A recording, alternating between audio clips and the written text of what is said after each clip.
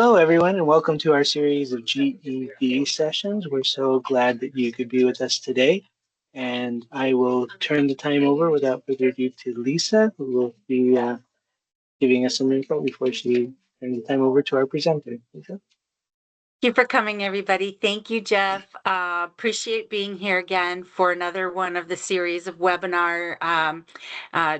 webinars that we're offering. And today I am super privileged to have Debbie Burkholdt from our accommodations team. She's the manager at Pearson Accommodations. It's a much longer title that you have that I can't memorize it. But let me turn it right over to you, Debbie, to introduce yourself to everyone. Super. Hello and welcome. I'm coming to you from Bloomington, Minnesota, where it is a gloomy but 43-degree day, which in Minnesota in the middle of January is a miracle. So I actually took a little bit of time this morning to go out and scrape inch and a half ice off my driveway because we have had one of those melty, snowy, rainy, cold, and then repeat kinds of winters, and it just was stuck on there like glue. So I will tell you, we are embracing 43 degrees here. It's supposed to be 4 below in 2 or 3 days. So that's how it goes here in Minnesota. So I'm really glad to be with you. It is 3 o'clock my time. It is a pleasure to be here. I'm going to jump right into my slides, and this is always the scary part. So hang tight 1 second here. Let me share my screen and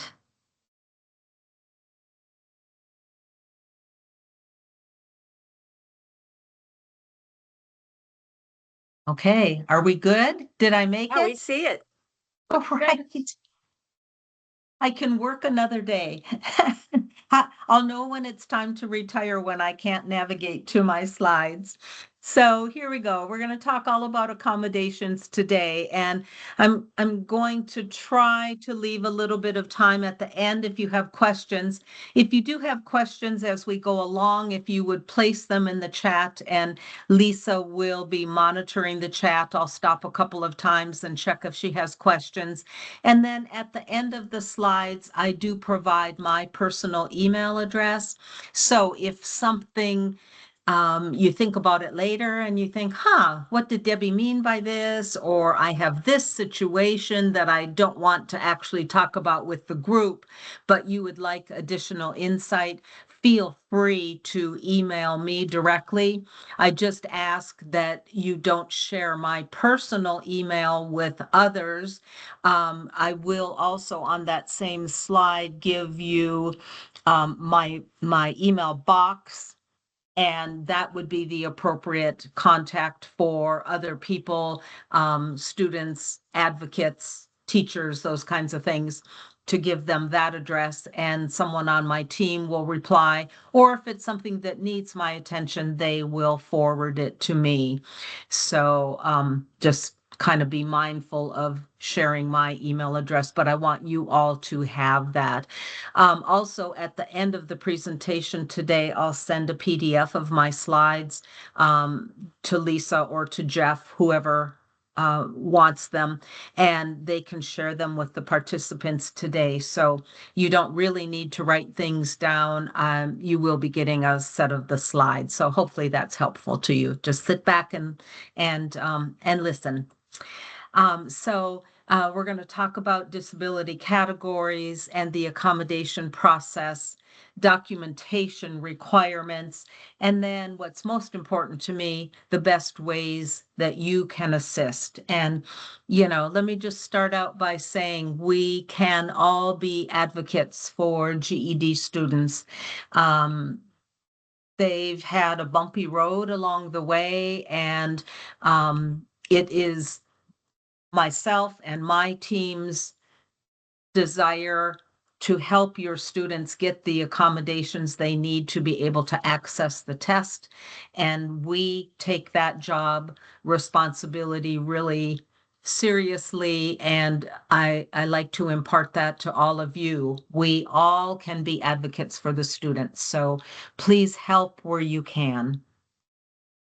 So just a little bit of an overview. The purpose of accommodations is to level the playing field for candidates. It's not a guarantee of improvement. It's not a guarantee that they're going to pass the test. It's that they're going to be able to access the exam. Accommodation requests are considered on an individualized basis. So we don't say, okay, everybody with ADHD goes in this bucket and we treat all of those people the same. Many people are what we call comorbid, so they have more than one disabling condition going on. And it is important that the reviewers on my team consider all facets of that student to make sure that we approve the accommodations they truly need to be able to access the test. The last thing on this page, appropriate documentation. There does have to be documentation. And I know that's frustrating sometimes to students, particularly ones that are older.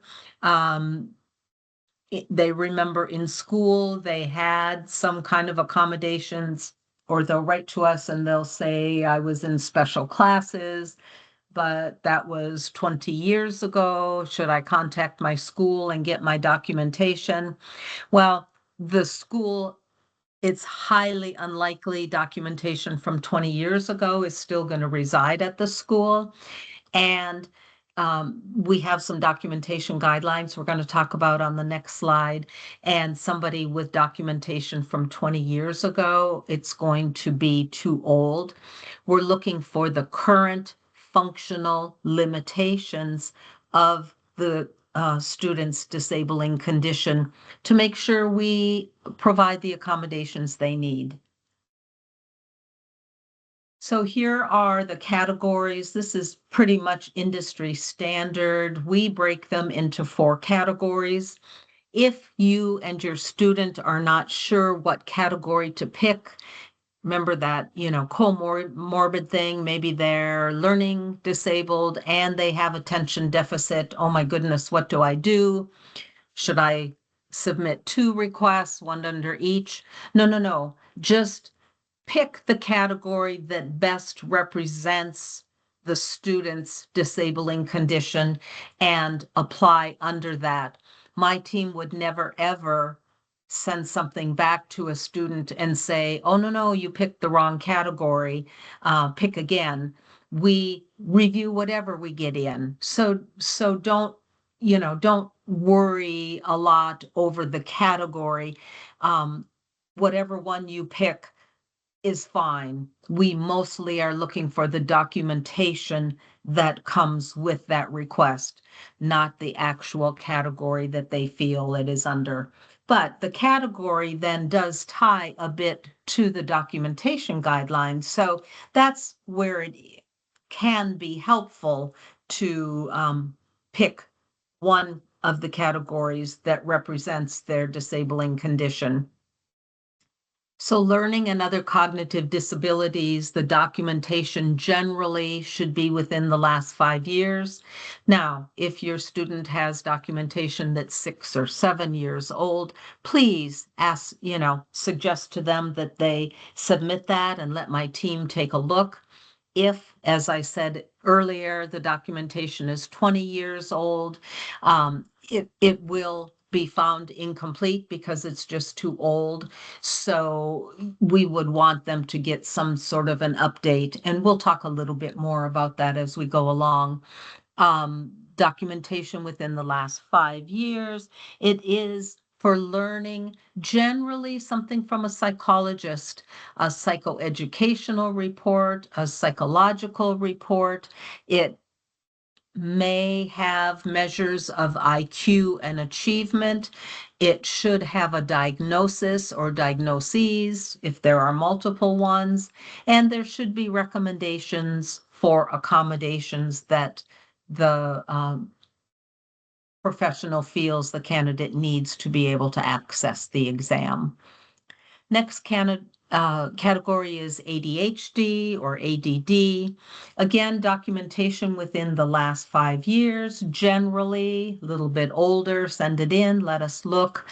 The documentation here could be a letter on letterhead, signed and dated from a doctor that is qualified to diagnose ADHD. So the documentation for ADHD can be much less than learning and other cognitive disorders. And so, you know, if somebody needs to go out and get a new report, something, if they do have a disability of ADHD, that documentation will likely take less time to get and be the report will be less expensive. Psychological and psychiatric disorders, documentation generally within 1 year. It would be a report from a psychologist or a psychiatrist. We have the documentation within 1 year because these conditions can change quickly over time. And so we want to make sure we have current information and understand the candidate's current functional limitation caused by their psychological or psychiatric disorder. And then the last category is physical disorders and chronic health conditions. Documentation here is generally within 1 year. Again, these conditions can change. The exception to this is somebody that is blind. We truly understand if someone is blind, that is a lifelong condition. The documentation for someone that's blind could be as simple as a letter from the teacher saying the candidate is blind. Now, that is different from a candidate with a visual impairment. If someone is visually impaired but does have sight, then we would be looking for a letter from their certifying professional, which might be an eye doctor or some kind of a general medical doctor that talks about their visual acuity and accommodations for that individual might include extra time. There is enlarged font available that does not require an accommodation, but they certainly would want some extra time. If a candidate is blind, there are multiple accommodations available for them as well. And depending on the severity of someone's visual impairment, someone with a vision impairment but isn't considered totally blind may be crossing over to some of these as well. So I say these are accommodations for people that are blind because they are generally the individuals that request these things. But if someone has a significant vision impairment, they might ask for them as well. Someone that is blind could take the test with Braille. And we still have a lot of Braille users out there. Candidate can take the GED test with JAWS. JAWS stands for Job Access with Speech. It's speech reading technology. You do have to be proficient using JAWS. If you can imagine, the first thing that happens is your cursor and mouse go away because someone that's blind can't see the screen. And so we're so tuned into noticing where the cursor is or the arrow, whatever, on our screen. Well, if you're blind, you can't see that. So that has no meaning to you. So JAWS software uses a set of keyboard shortcuts that tells the mouse where to zoom around the screen. You need to know how to use those to be successful using JAWS. So that's why we say you must be JAWS proficient to use that software. Otherwise, you wouldn't be able to navigate around the screen. Abby, Christopher has his hand up to ask a question. Can he do Okay. that? Sure. Hey, Christopher. Hi, just a really quick question. Yeah. Going back to the documentation part. Yes. So I work at the state correctional facility here in Utah.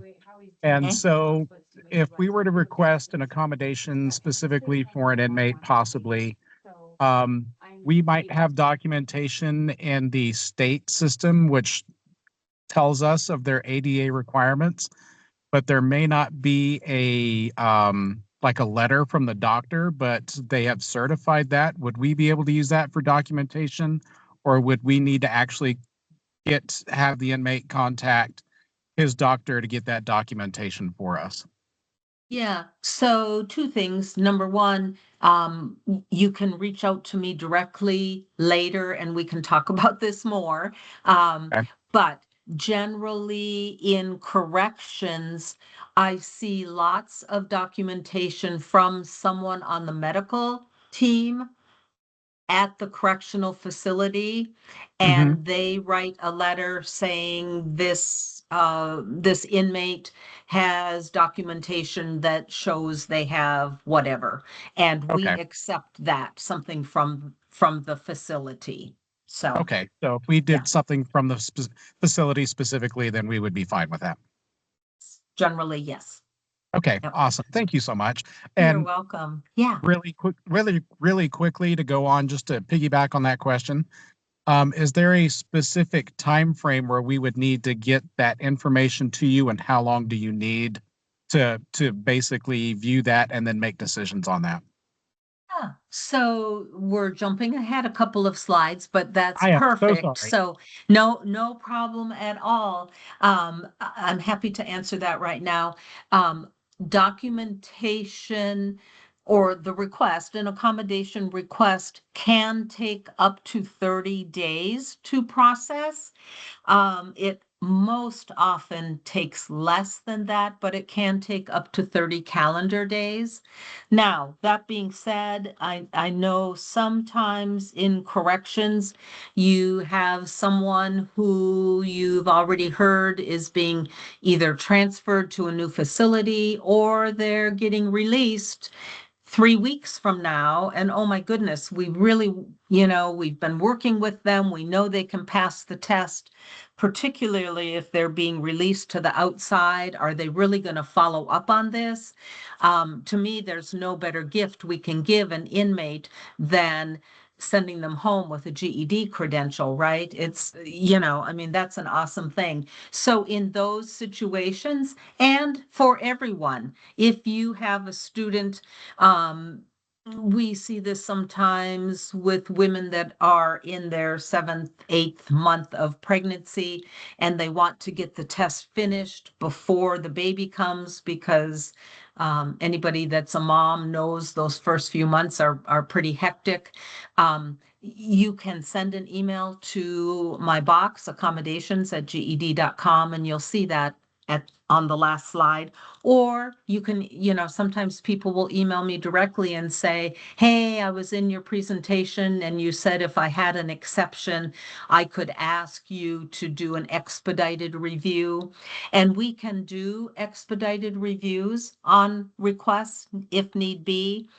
So I want you all to know that we can't expedite every single one because that would defeat the purpose. But if you have a really compelling reason for us to pull one to the top of the pile, just email either my box or email me directly and ask me and let me know just a sentence or two about the situation, and we can absolutely do that. We understand that.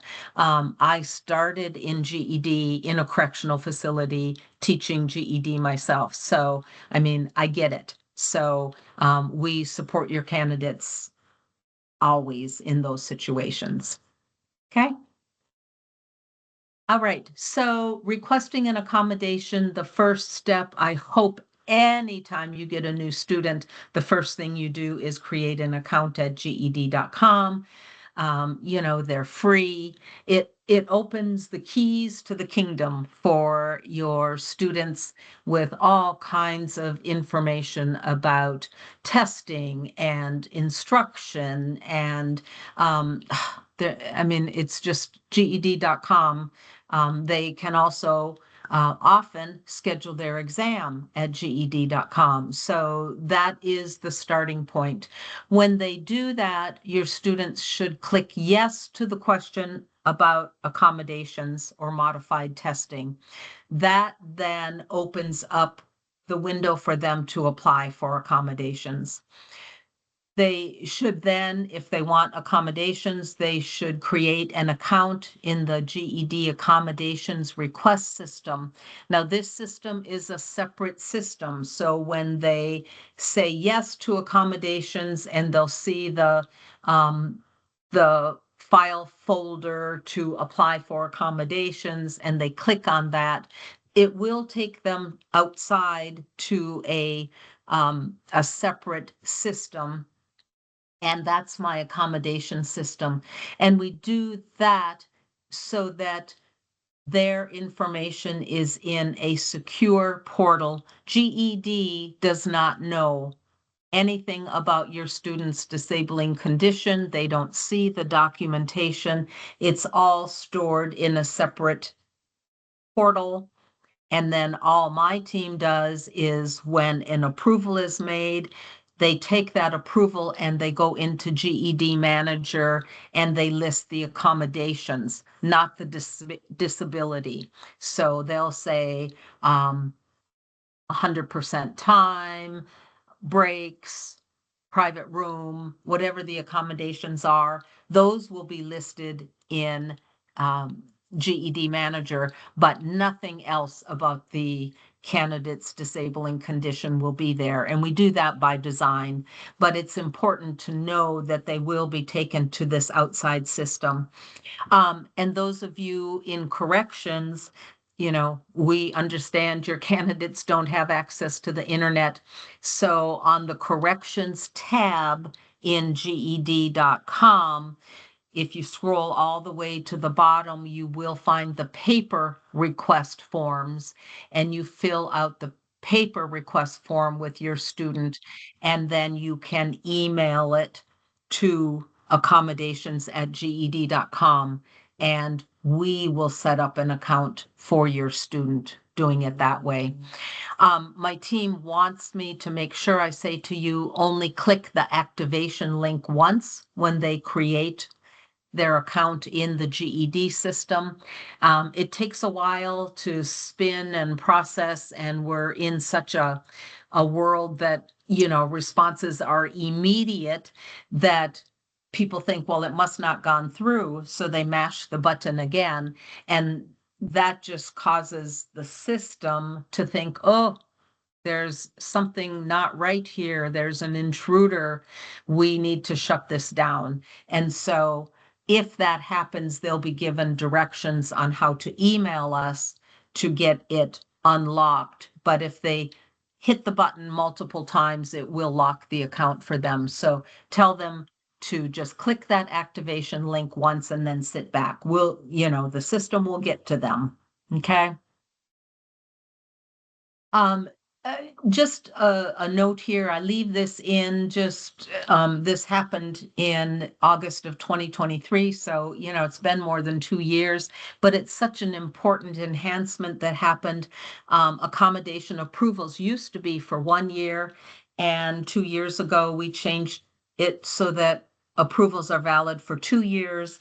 It was such an aha moment for us, and to me, so helpful to candidates that their approval is valid for 2 years. At the end of 2 years, if they haven't completed the process, it is a simple matter to request an extension. And sometimes if it's physical chronic health, they might need new documentation. But if it's if it's learning disability or ADHD, almost always we can do an additional 2 years without additional documentation. So what is really important about this is to encourage your students to start that process early. Get the paperwork in, get an approval, so that then, number one, they'll know and you'll know what accommodations they are approved for. Makes a difference, right? Are they approved for 25% extra time, or are they going to be able to have double time on the test as you're doing test prep with them? That's an important distinction. So if you get this accommodation reviewed and hopefully approved, that's going to really help inform your instruction with your candidate. And even if it's like 6 months before they test, it just sits in their account. Even if they move to another state, it doesn't matter. Their GED account is portable and it goes with them wherever they go. So just a really good thing to have when you have your initial intake with your students.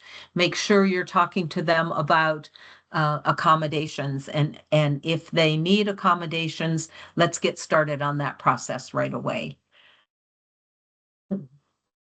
Just a couple of things here. What's not considered a disability, ESL is not. So if someone is not a native English speaker, the ADA considers that a life circumstance, not a disability. But I encourage you to not stop there with your student. Excuse me. Let me get a sip of water here. Talk with them about other things that may be going on that could be considered a disability and they could get documentation for. Yes, they are a non-native English speaker, but are they also taking a medication that might cause them to need extra time? Do they maybe have a vision issue that could cause them to need extra time? Do they have post-traumatic stress that a doctor could do a diagnosis and write a letter for them? So there's several options that a candidate could use, and not just stop at, oh, ESL, too bad, too sad. The ADA doesn't consider that a disability, but keep asking them, and maybe you'll figure out something else. And if you have a student and you're just struggling with that, feel free to reach out to me and say, Debbie, I just don't know what to do with this one. They need extra time, but here are the things I've looked at.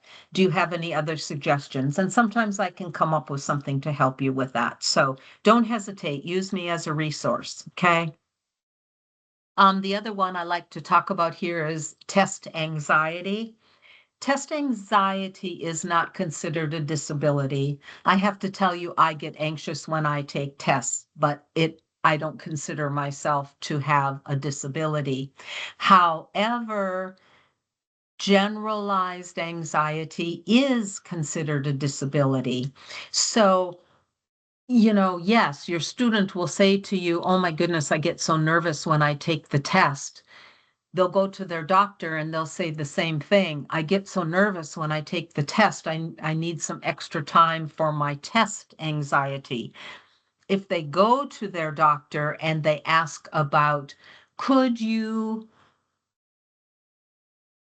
do something to test me to see if I have generalized anxiety?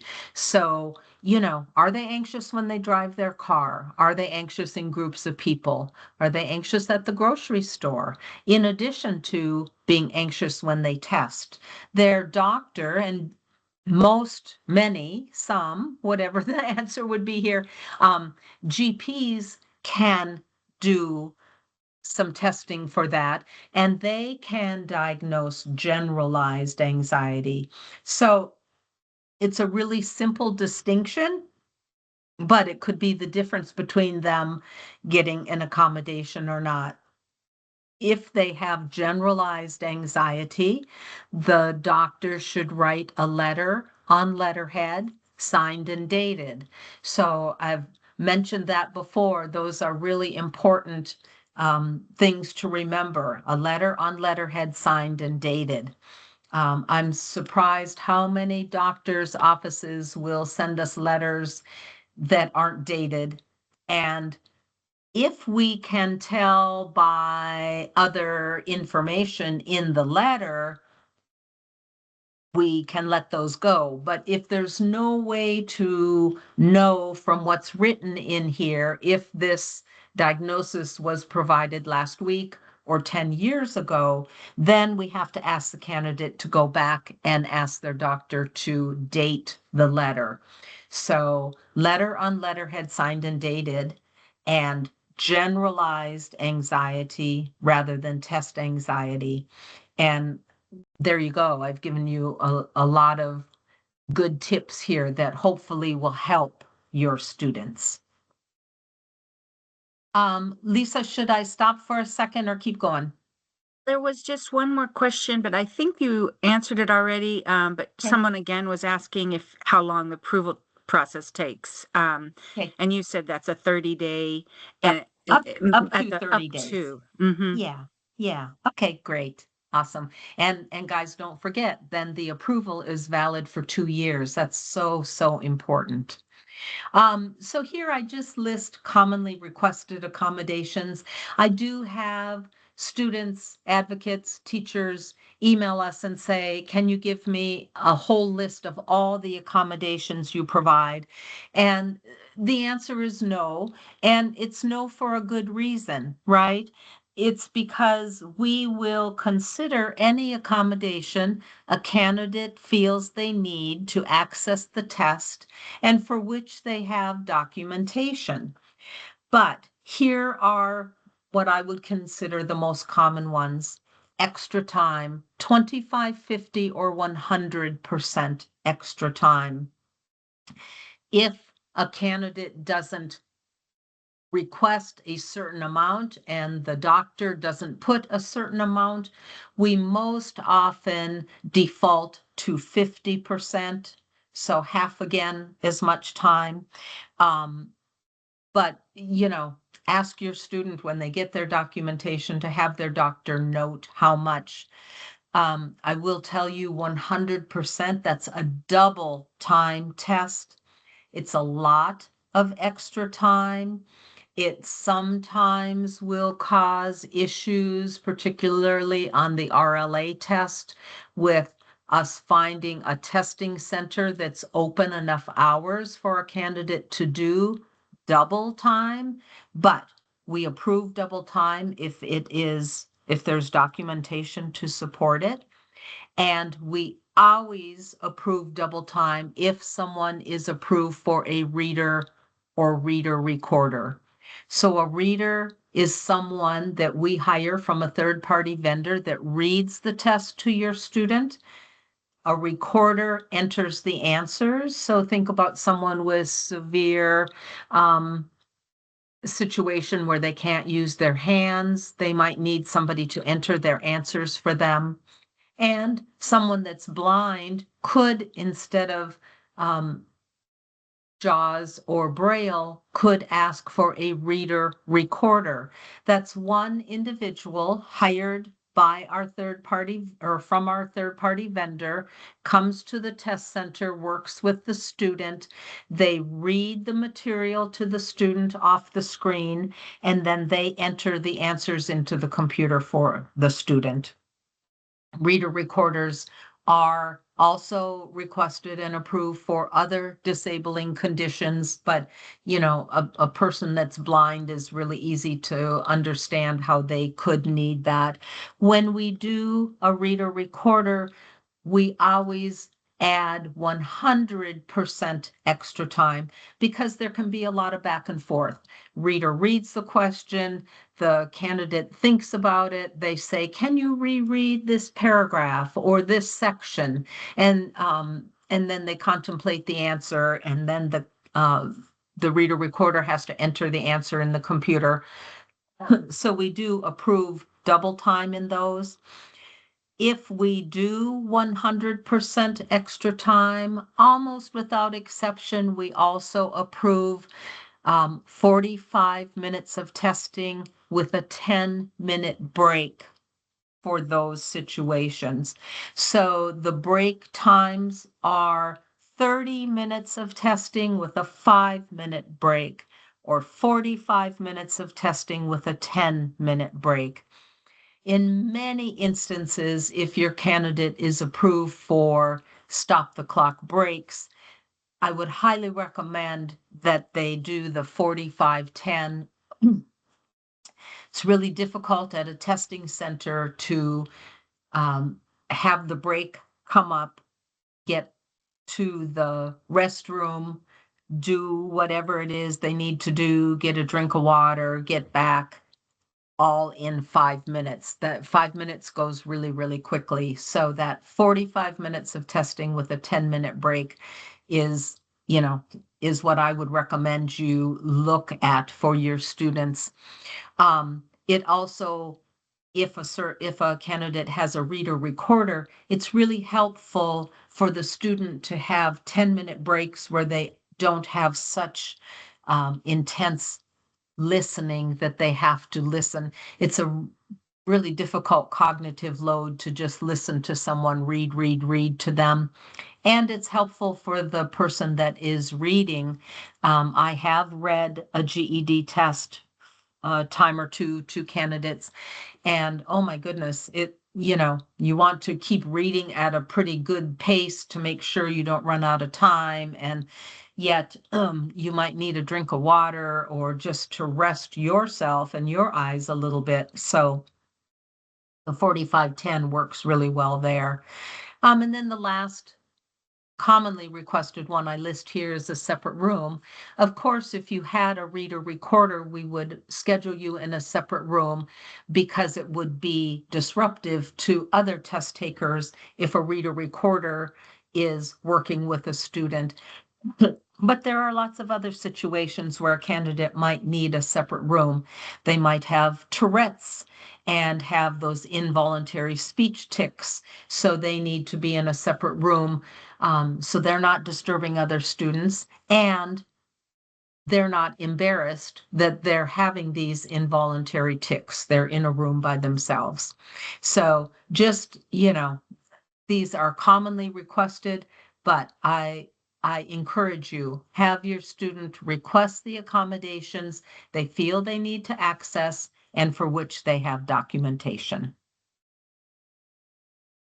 Documentation guidelines are found at GED.com. Again, you'll get these slides, and so you'll get this link. But if you just go to GED.com and go to the accommodations tab, scroll down, you'll find these accommodation guidelines, documentation guidelines there. Accommodation request volume. I've made a chart for you for this last year. Total requests will start 2023. There were 36. 2025, look at that, you're up to 55. So good job, you guys. I'm really proud of you. Keep encouraging your students to apply for accommodations if they feel they need them. And let's continue to increase that number. You'll see the overwhelming number are approved or partially approved. Small number are found incomplete, which means we cannot either approve or deny the request. There's just not enough documentation. And in those cases, in 2025, there were 6 of them, we send a note with the letter saying, this is the additional documentation we're looking for to be able to complete a review. So we give your student a personalized note with what additional documentation we're looking for. There were 2 that were denied in 2025, but you'll see there weren't any the other 2 years. That might be an accommodation that is so outside of the realm that we can't possibly approve it. I worked with a candidate yesterday and today, and so I'll just share with you. She is looking for a basic math test. Well, I think you all know everyone must take and pass all the modules. We cannot modify the module itself. We can modify the testing conditions. So, for example, extra time and breaks, separate rooms, those kinds of things. But everyone must take and pass the same written test. Um, so we've explained that to her multiple times over the last 2 days. And the most recent one she sent me, she's just so frustrated with us, with me, I guess, because I'm the one writing to her. And she wants basic math up to fractions only.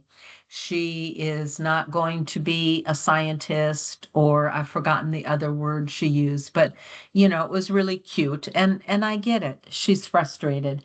But at the end of her email in all caps, she wrote, "Fish cannot fly." And so, that's true. Fish cannot fly, but with a math class, I just bet she can score enough points to pass the math test. So just so you know, in a situation like that, I today reached out to the state that she is from and said, we have done everything we can. We did an approval for what was approvable. We cannot change the math test. We've offered to her, could she go to a math class? She didn't like that. So I reached out to the state, and they're going to pick it up from here and work with the student. So we do that as well. We interact with the state and get them involved when we need to try and help these students. Again, we're all in this together, right? A couple of accommodation system features. We have the online request system, so we've already talked about that. And then web scheduling. So candidates that are approved with time breaks, other things that don't require manual intervention, they can schedule their exam online, and the letter we send them with their approval tells them, go to GED.com to schedule your exam. So we tell them right in their letter. If they are approved for a reader recorder, separate room, things that do require manual intervention, because a scheduler needs to reach out to testing centers and find one that has a separate room and has availability, or the scheduling team has to reach out to our third-party vendor to make sure they have a reader recorder that can attend to your student's exam. Those the candidate does have to call in to schedule, and that is on their approval letter. So their approval letter would not say go to GED.com. Their approval letter says call 1-800-466 to schedule an exam. So if your student isn't clear how to schedule, encourage them to look at the letter we sent them, and it gives them clear guidance on how to do that. Assistive technology, we have some universal access features that are available to all test takers, does not require an accommodation. There's a highlighting tool available. They can change the color contrast so they can have black screen with white writing, blue screen with yellow writing, and in large font. So font up to 20-point font does not require an accommodation approval. Any candidate, so you have a student who just broke their glasses, they might need a 14 or 16-point font to be able to comfortably read the test. No problem. They can, up at the top of the screen on their test, that shows the availability to do that. They just click on that and they click 14 or 16 point font, and there they go. It hasn't required an accommodation. Magnification, if they need something more than a 20-point font, we have software called Zoom Text that is available for candidates. Zoom Text does require an accommodation approval, but if candidates use Zoom Text, they should have the documentation they need to request that accommodation. And then we already talked about JAWS. JAWS stands for Job Access with Speech, generally for candidates that are blind, but candidates, most importantly, just need to be JAWS proficient to use JAWS. And we also have adaptive equipment. If your candidate needs a special mouse, maybe they have some kind of disability with their hand and they need a trackball mouse or a joystick mouse, they can ask for those kinds of things. We have that equipment available in a lending library. My team ships it to the test center. Test center plugs it in. Your student comes in and tests. Then they unplug it and they ship it back to my office, ready for the next student to use. So all of that is available. Adaptive equipment also does require an accommodation approval. Some emerging trends, we've kind of already talked about an accommodation versus a fundamental alteration when I talked about that math test and the dear lady that needs a simple math test. The accommodation cannot fundamentally alter the test. And I think you all know that. Accommodations versus security, we always have to be careful that the accommodations we approve do not jeopardize the intellectual property of the GED test, because if it did, it could be possible GED would have to pull the test, and we don't want them to do that. Now, it's interesting, over time, things have changed. There was a time just a few years ago when we said a candidate could never, ever have a cell phone in a testing room. You know, what would you think? How could that ever happen? Well, then comes the advent of candidates doing glucose monitoring and other medical needs, but glucose monitoring is the biggest one. Candidates use cell phones now to do that. They don't use a handheld sensor anymore. So we have had to come up with a solution for that, and candidates have to have an accommodation approval to bring their cell phone. We approve them to be in a separate room, and the test centers have protocols they use to put it in a bag. Candidate turns it on airplane mode, they put it in a bag, and then it sits right at the test taker's workstation in a separate room. You know, like I said, a few years ago, we would have said that could never happen. So we always have to keep up with what the current technology is, and make sure that we are ensuring candidates, again, can access the test.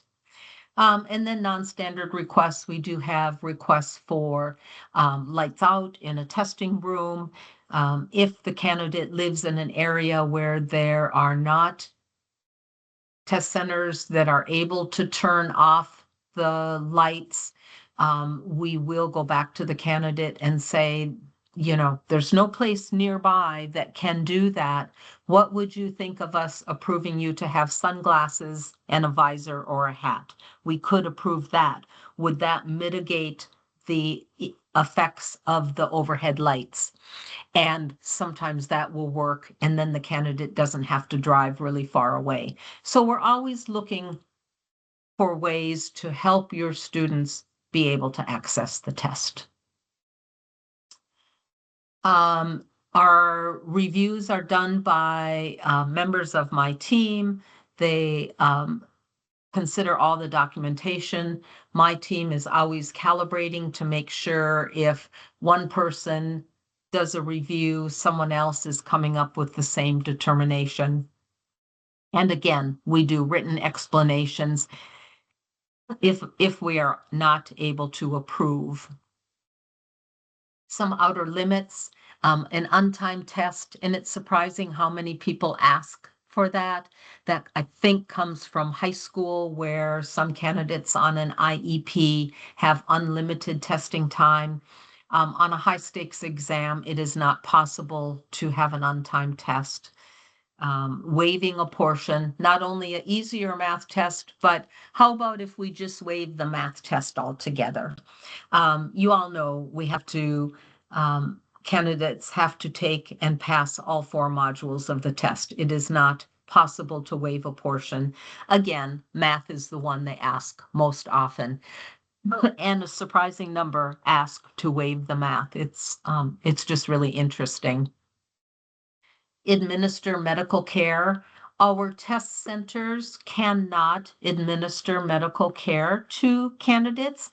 However, with an accommodation approval, candidates are allowed to bring a PCA, which is a personal care attendant, either to sit in the lobby in case of an emergency, or in the case of a candidate that is very brittle, we can do an approval for that PCA to be in the testing room with the candidate. They cannot assist with the exam, but they can assist with their medical needs. They might need suctioning or repositioning in a chair. And with an accommodation approval, we can approve them to do that. So, while our test centers cannot administer medical care, not to worry, it can be provided. So how can you help your students? You can show them the comfort aid list, which is at GED.com in the accommodations section. There is a list there also of lower cost testing clinics. If your student has very old documentation, there are a few for each state. They may be able to find some place that will do lower cost testing for them.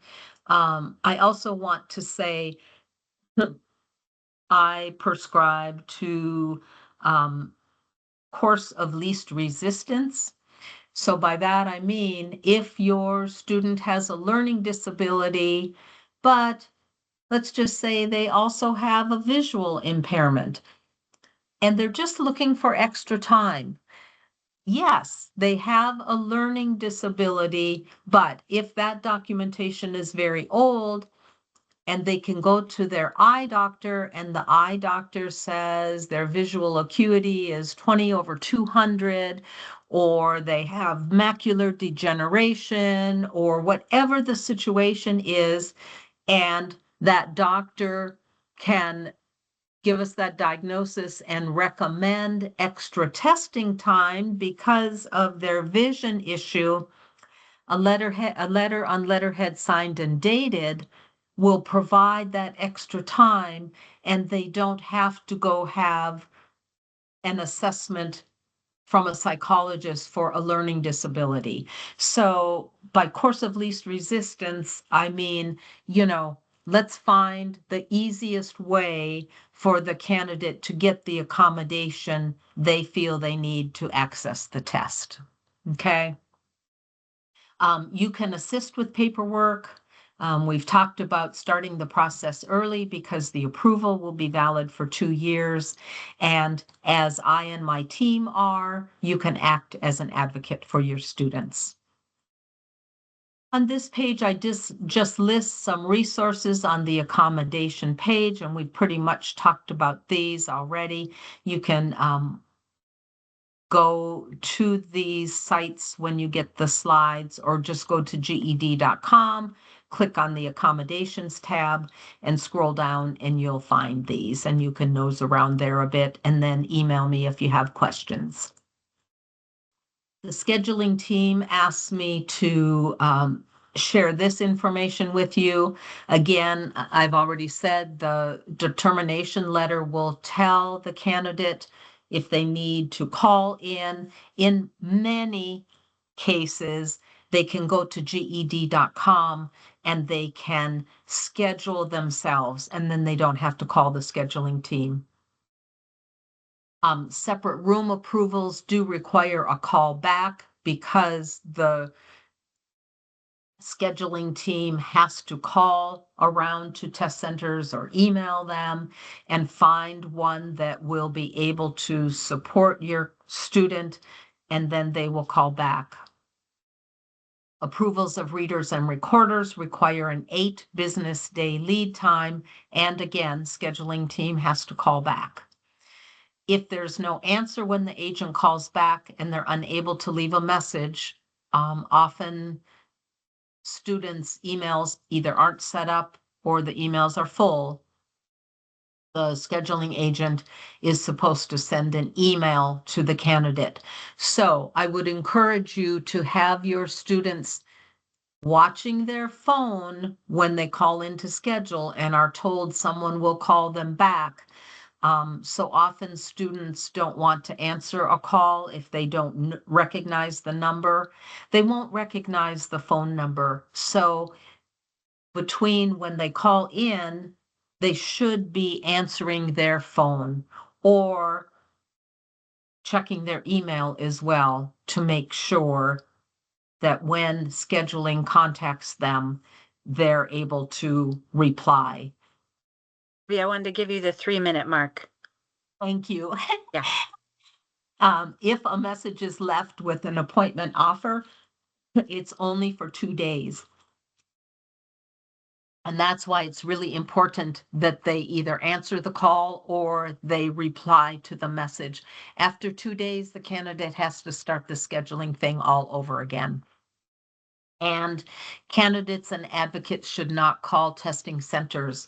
They should call, if they have to call in, they should call the scheduling number, or they should go to GED.com. So how perfect is this? I'm going to put up this last slide. Here's my direct email, debbie.berkthult@pearson.com, and our accommodation box. I put the box in bold. Please share that widely, but keep my email just to yourselves. And then I've listed Lisa. Lisa is your state relationship manager. You're really lucky to have her. And I've noted her email here as well if you need to reach out to her.